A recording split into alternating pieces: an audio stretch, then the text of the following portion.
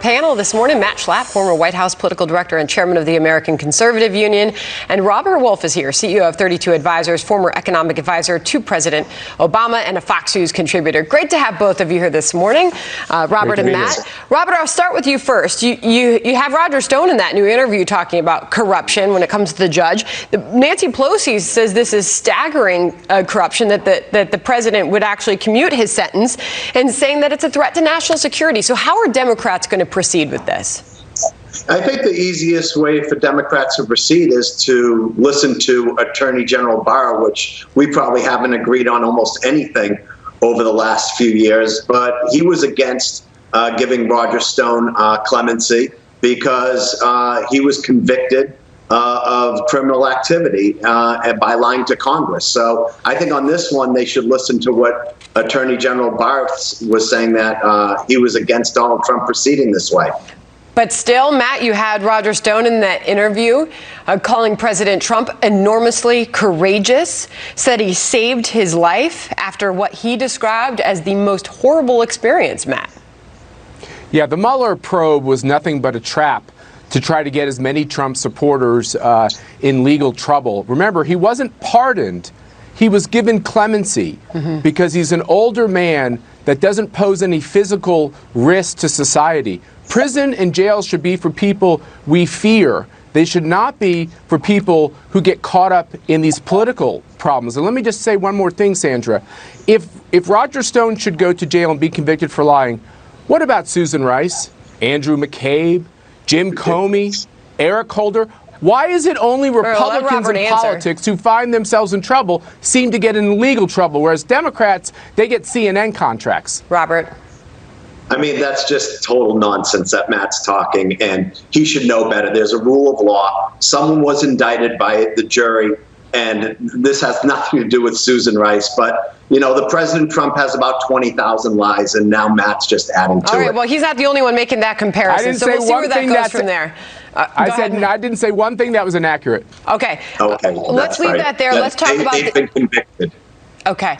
If you want to leave that there, we'll move on to campaign and the field for the RNC and President Trump's re-election campaign. 300 more staffers. Matt, you've got the Fox News headline this morning talking about the re-election campaign for the presidency has become a behemoth, expanding to 1,500 staffers nationwide.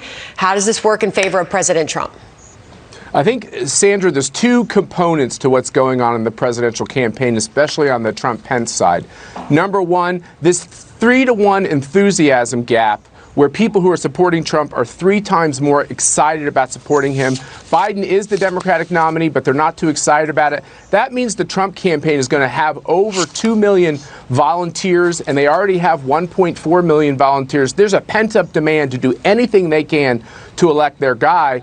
And the second piece of this is the paid piece. 1,500 paid staffers in over 22 states. It's not just about re-electing Donald Trump. It's taking it to Nancy Pelosi in the House majority, where they only have to pick up 17 seats, and also the Senate, the all-important Senate majority. So this is an unprecedented. Never has a Republican presidential campaign had a paid effort like this in our history. Robert, I want to ask you about this political article talking about Joe Biden ramping up his hiring to reach out to Latino voters, making a sharp pivot toward the Latino vote. It says the former VP is addressing some longstanding criticisms of his outreach efforts. With the extra spending and new hires, Biden's made a sharp pivot towards addressing longstanding criticisms of his Latino outreach from fellow Democrats who have grown increasingly bullish on his chances of winning in November. How does this help him, Robert?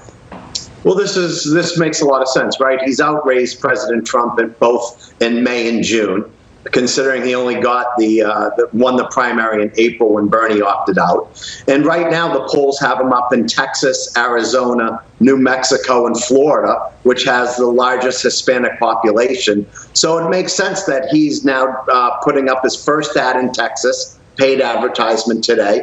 And so listen, if the election was today, and we know it's a lifetime away, the Democrats feel really good that we're going to have a sweep. We're going to win the House. We're going to keep the House, win the Senate, and take over the presidency. That being said, 3 months is a lifetime, and I think we have to work hard. And I think, to Matt's point, the president's going to have enough resources Vice President Biden's going to have enough resources, and everyone's going to have their ability to vote. All right, since Robert went big picture, Matt, go big picture. We're a lifetime away from Election Day. A lot can happen over the next few months. What does it look like?